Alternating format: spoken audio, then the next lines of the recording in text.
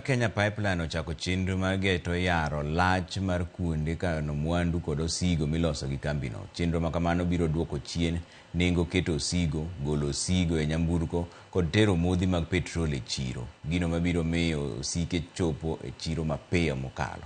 Kambino bende ochwalo paro mar medo atamalo mar omenda michulo nyamburko miting'o osigo obudho. Kaka kano osigo kawuok Simon 45 nyaka Simon 62 kuom lita ka lita, ma bende biro konyo e chal mar apaya.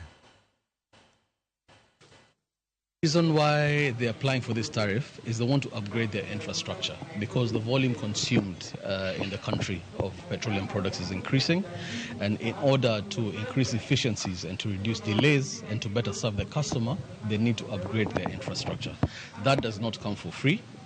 There's certain capital expenditure and operation and maintenance costs they need to incur. And we come in as espoused in Section 11H of the Energy Act, where we have to be the ones to set the tariffs so that we can protect both the consumer and the licensee.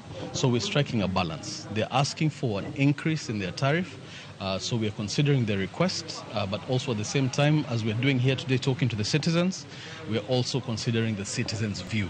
And with that, we aim to find a balance and the best economic result for everyone.